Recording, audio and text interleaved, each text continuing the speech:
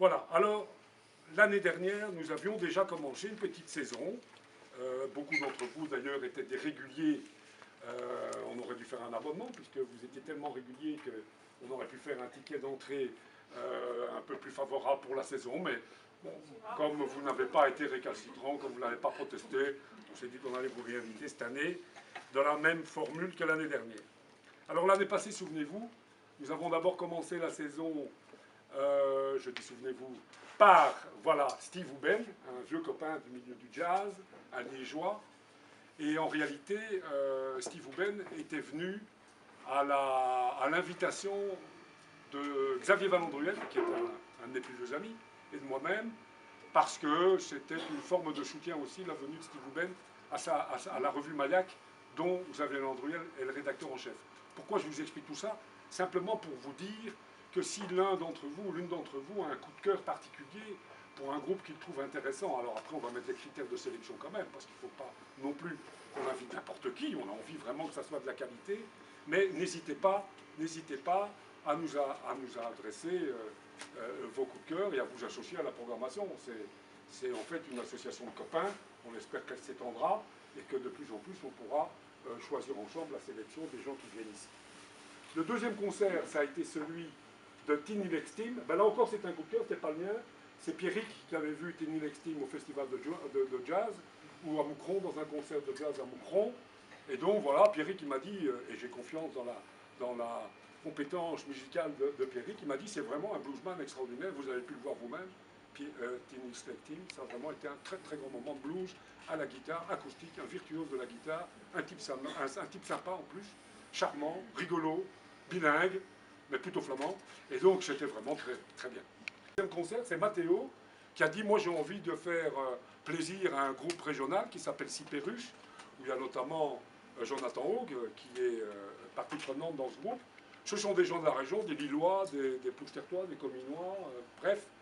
Ils font de la bonne petite chanson française avec un style manouche, c'était très bien. Moi j'ai trouvé que c'était un très bon concert. Il n'y a pas assez de monde ce jour-là. Mais bon, on peut mieux faire la prochaine fois. Mais Sipéruche, c'était aussi un coup de cœur de Mathéo, et c'était vraiment des qualités. Et le quatrième coup de cœur, c'était le mien. On l'avait vu avec Marie-Paul au Festival de Jazz de Tourcoing. C'était Thuir Florizone et Didier Laloy. Alors Thuir Florizone et Didier Laloy, vous n'avez pas assisté à n'importe quel concert, puisqu'entre-temps, ils ont reçu le prix du meilleur concert de la saison 2012-2013, prix de la communauté française. Quand vous savez le nombre de concertistes dans tous les compartiments de la musique, c'est-à-dire jazz, classique, chanson française et musique classique, puisque c'est les 4 grands secteurs de la communauté française, quand vous savez qu'ils ont reçu, eux, le prix du meilleur spectacle de la saison pour la communauté française, c'est vous dire la qualité du duo que vous avez vu. C'était, je pense, un grand moment de musique.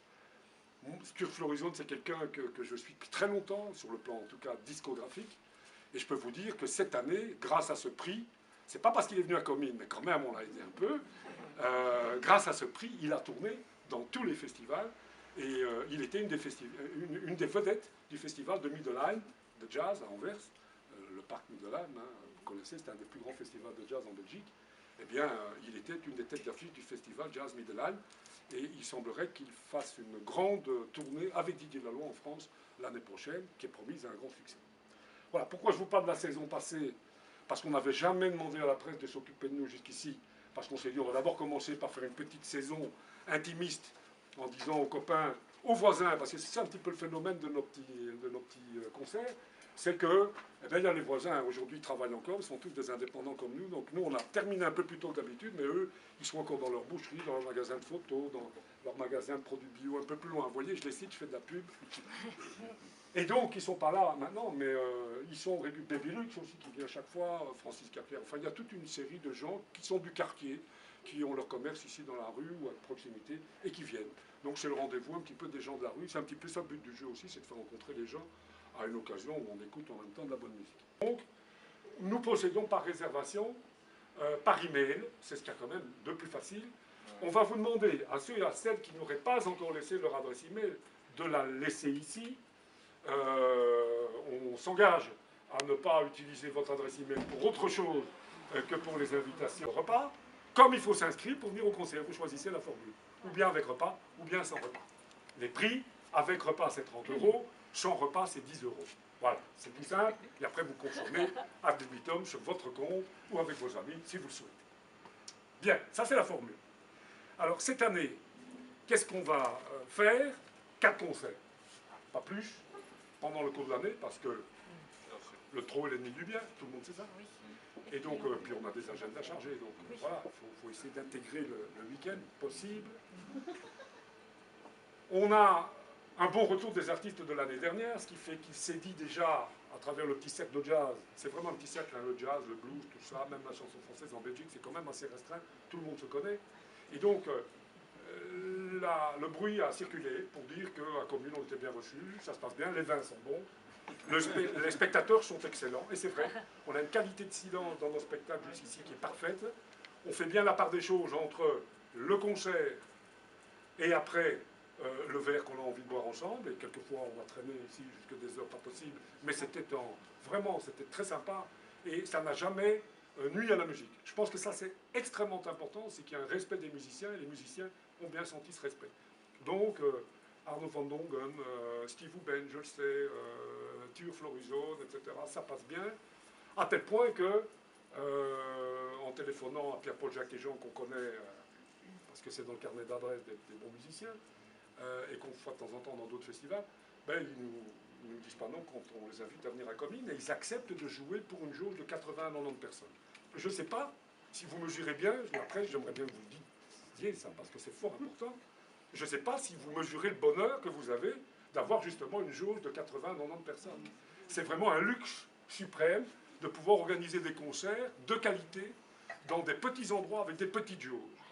À la différence de ces grands concerts où vous êtes 30 000 et vous avez besoin de jumelles pour aller voir. Tiens, c'est lui. Ah oui, je le reconnais à peine. Et encore, j'ai des jumelles. Et la qualité du son n'est plus la même. Dès qu'on dépasse 3000 personnes, c'est bien connu.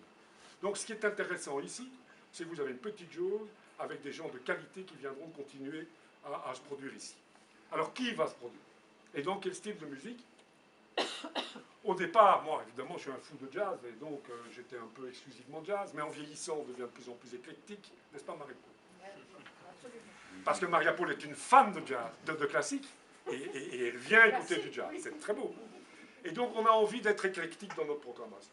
Éclectique dans notre programmation, ça commencera d'ailleurs, c'est la vraie démonstration de notre éclectisme, le 4 octobre, c'est sur un coup de cœur de Pierre d'ailleurs qui a vu cela en public. On connaissait évidemment les musiciens, mais on n'avait pas encore vu cette formule. C'est un quatuor de clarinette. C'est assez rare. Je pense qu'il y a il y a toutes les formes de clarinette. Qui jouera, j'ai eu Charles au téléphone tout à l'heure, quatuor de clarinette, qui jouera à la fois du classique, première partie, et du jazz dans la deuxième partie. Alors ce quatuor est emmené par Charles Mickels. Alors Charles Mickels, je ne sais pas si je dois vous le présenter longtemps, c'est un premier prix de conservatoire, 2, quelqu'un qui est profondément intégré dans la vie musicale de la région, puisqu'il dirige un orchestre de jazz, il dirige des chorales, des fanfares, harmonies. Pour les plus jeunes, il a joué avec Portiched, donc ça veut dire qu'il est aussi dans la musique contemporaine. Il a joué avec Portiched, figurez-vous. Eh oui, il était sur blanc des clarinettes quand l'orchestre de musique classique a accompagné Portiched. Si vous ne le savez pas, il suffit de le demander. Donc, et avec Coco Rogi, ce qui est pas mal non plus. Et donc, Charles Mickels a ceci d'assez particulier sur le plan musical, c'est qu'il est très éclectique. Il peut jouer du classique, il peut jouer du jazz, il peut jouer de la musique très contemporaine, de la musique hip-hop, enfin bref, c'est très intéressant. Donc une soprane,